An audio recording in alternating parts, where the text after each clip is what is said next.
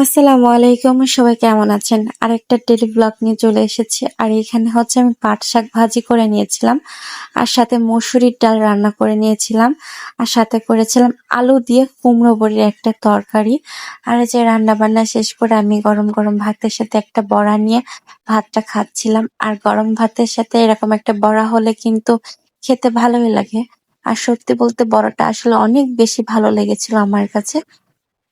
আর এই বড়াটা আমি তৈরি করে নিয়েছিলাম। তারপর হচ্ছে আমি একটু পাট শাক দিয়ে ভাত মাখিয়ে খাচ্ছিলাম। আর আমার কিন্তু শাকসবজি অনেক বেশি ভালো লাগে। তারপর হচ্ছে আমি একটা কুমড়ো বড়ির তরকারি নিয়েছিলাম, আলু দিয়ে রান্না করেছিলাম।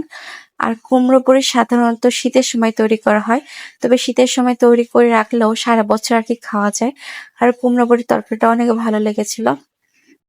আর পাট শাকটা আমার এত পরিমাণে বেশি ভালো লেগেছিল যে পাট শাক দিয়ে ডাল দিয়ে আমি আবার ভাত নিয়েছিলাম। আর আমাদের বাসায় আলু ভর্তার সাথে ডালটা বেশি পছন্দ করে, তবে যেহেতু শাক রান্না করছি সেজন্য আর কি আমি একটু মসুরি ডাল রান্না করেছিলাম। আর দুটোর কম্বিনেশনে খেতে কিন্তু মাসাল্লাহ অনেক ভালো হয়েছিল। তো আমি একটু ঝাল দিয়ে খাচ্ছিলাম মাখিয়ে, কারণ আমি একটু ঝাল বেশি খাই। আর আমাদের বাসায় আমি সহ আমাদের সবার একটু ঝাল বেশি পছন্দ। তারপরে এই যে খাবার দাবার খেয়ে নিয়েছিলাম। আর এটা হচ্ছে দুপুরের দিকে প্রচুর রোদ ছিল। আর আমি হচ্ছে বাসায় একটা মোরগ বার তৈরি করেছিলাম, তো ওটা খাচ্ছিলাম। আর তার বেশ কিছুক্ষণ পরে আর কি ঠান্ডা ঠান্ডা তরমুজ খাচ্ছিলাম। আর এই রোদের মধ্যে ঠান্ডা ঠান্ডা তরমুজ খেলে কিন্তু ভালোই লাগে। আর আমি একটু লবণ দিয়ে নিচ্ছিলাম, আমাদের বাসায় তরমুজে হালকা একটু লবণ দিয়ে নিয়ে সবাই খায়। আর এভাবে খেতে কিন্তু ভালোই লাগে।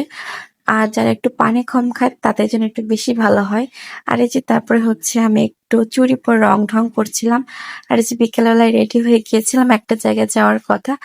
তারপর হঠাৎ করে দেখি বৃষ্টি শুরু হয়ে গেছে বাহিরে। আর তখন আমি পুরো মন খারাপ হয়ে গিয়েছিল আমার, কারণ রেডি সেডি হয়েছে বাহিরে যাব, তবে যেতে পারিনি।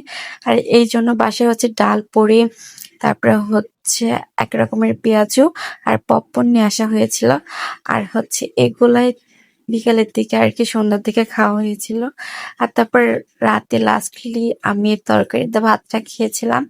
সো ভিডিওটা আর বেশি লং করবো না। সবাইকে অসংখ্য ধন্যবাদ আমার ভিডিওটা দেখার জন্য।